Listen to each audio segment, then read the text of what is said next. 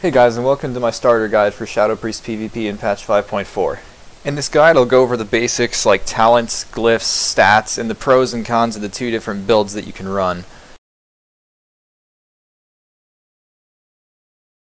First we'll start with your stats.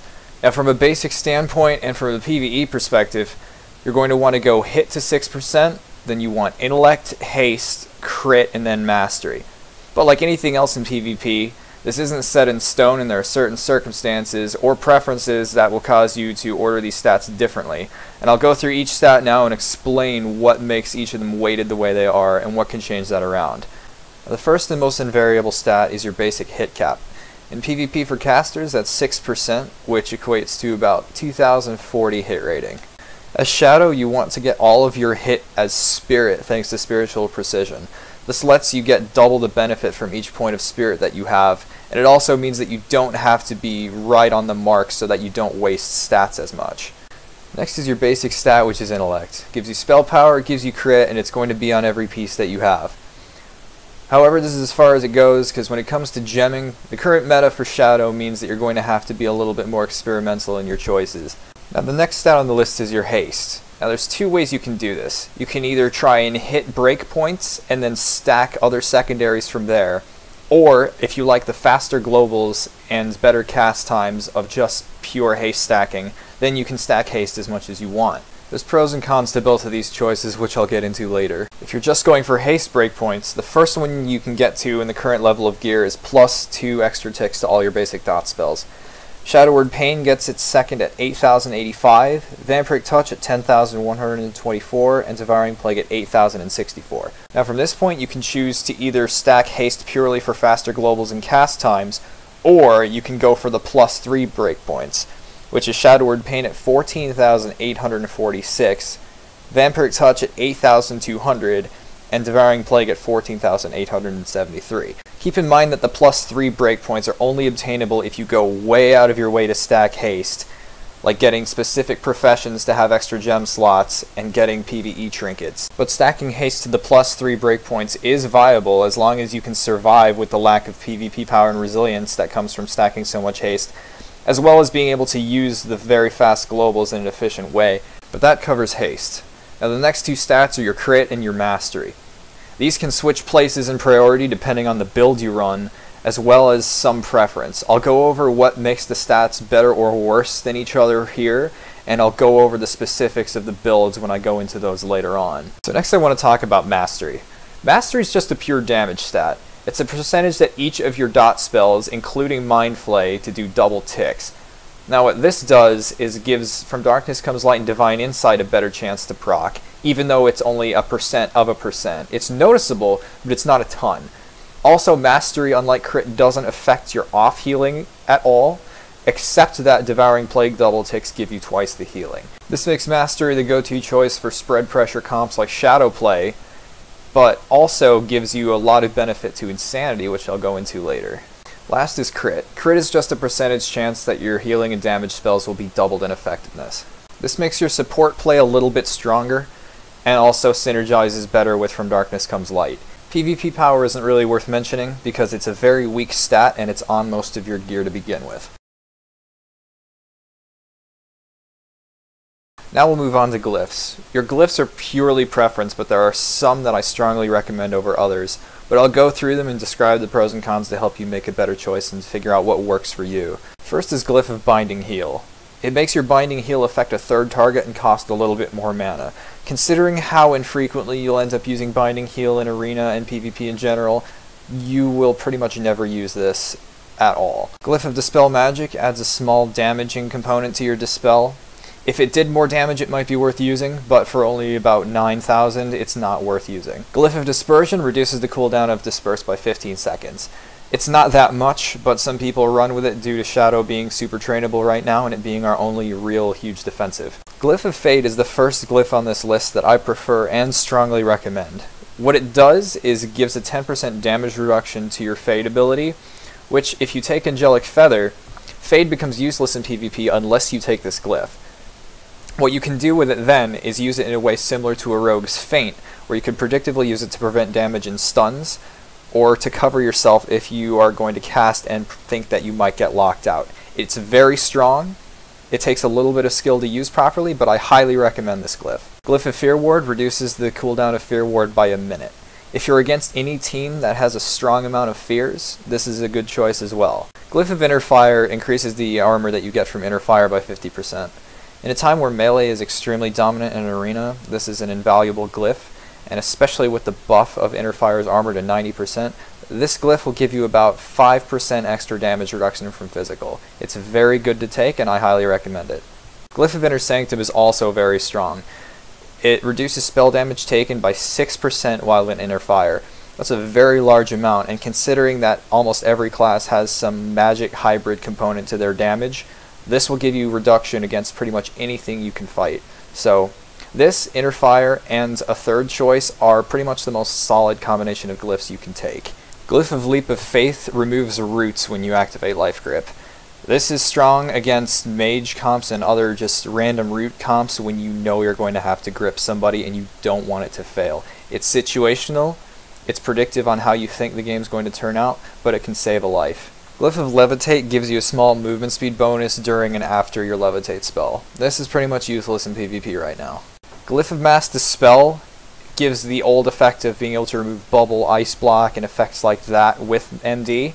The problem is that the long cast time makes this a very situational glyph to use. Glyph of Mind Blast gives a 4-second root to all of your Mind Blast crits. Keep in mind that this DRs with roots like your Void Tendrils, so if you're playing with a mage or if you're playing with roots, it's best not to take this.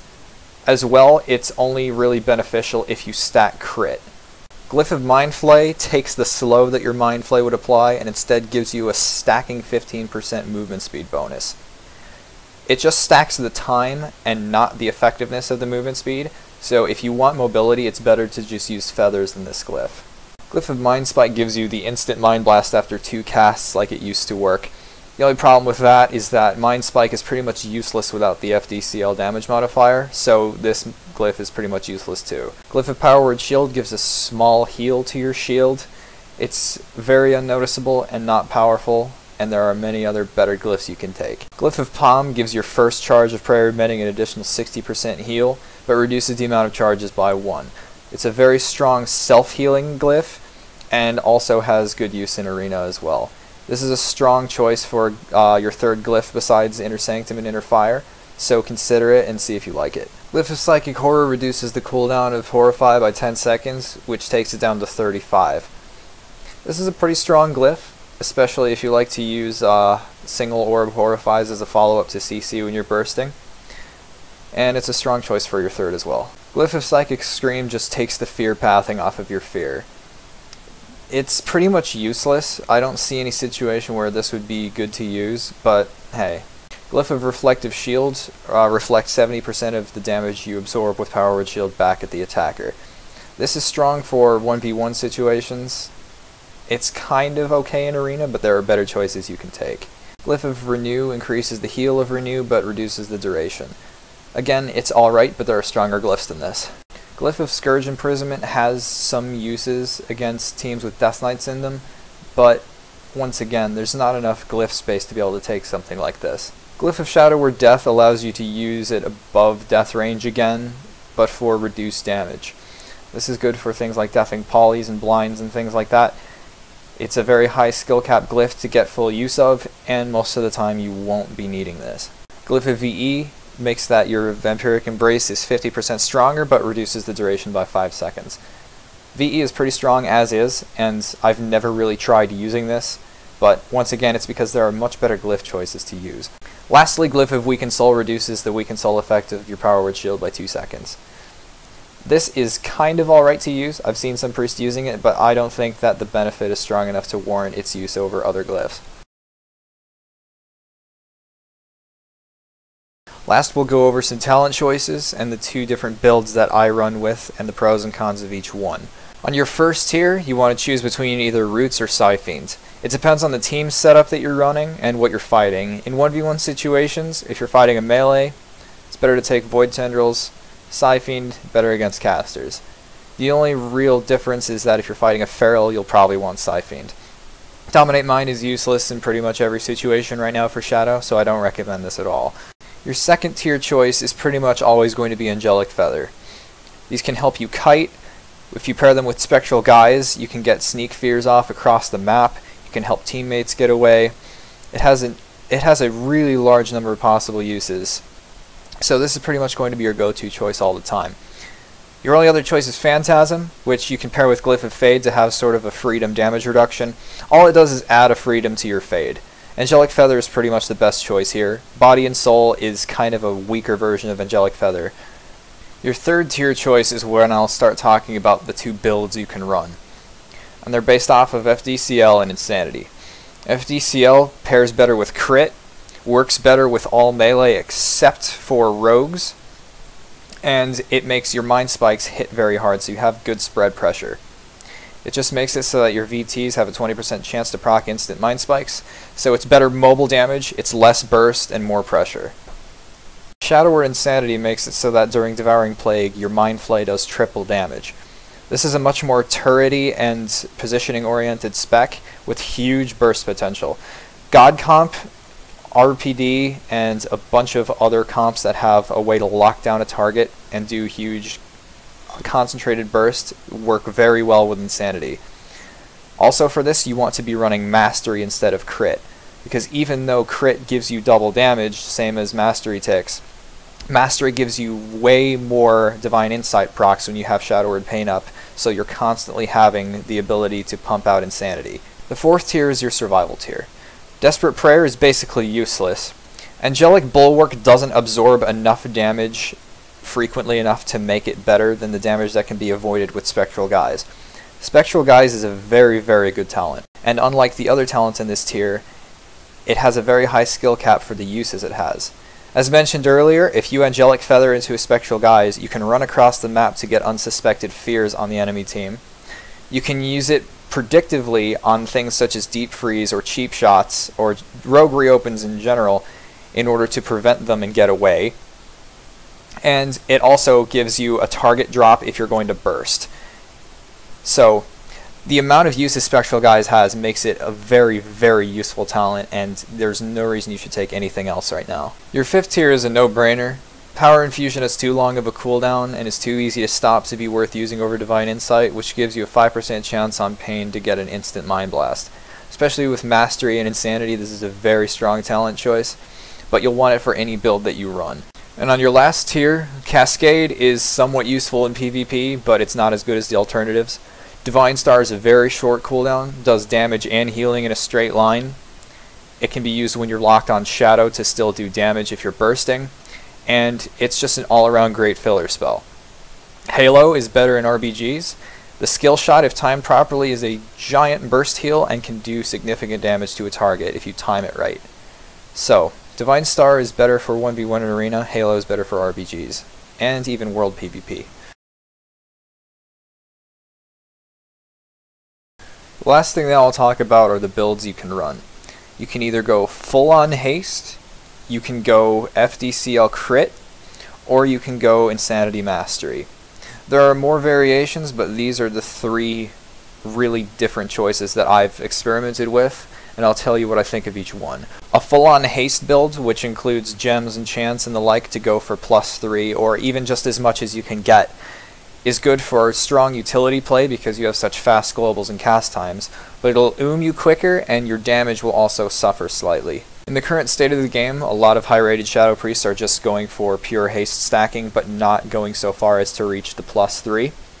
This is just because the state of the game has a lot of melee and random interrupts, so a lot of haste with FDCL is an overall very forgiving spec to play. Alternatively, you have FDCL crit, which means that you reach the +2 VT breakpoint and then start stacking crit from there. You'll want a gem for haste and crit, and basically it's another all-around good spec, but it doesn't have any spectacular burst. Now, out of all three of these builds, the one that I've been using and I'm sticking with is Insanity Mastery. It has the highest skill cap of the three and has the highest burst potential. It has a lot of good mana regen because of the double ticks of VT, but it requires you to have a very position-oriented mindset during games because you need to make sure you can get full insanity channels. So that pretty much wraps up this beginner shadow guide. You'll have all the information you need to experiment with the different styles and builds to figure out which works best for your playstyle. And if you follow my channel, I'll be uploading different arena games and various shadow guides and rogue guides throughout the rest of the season and onto warlords. So peace out, you guys, and have fun melting faces.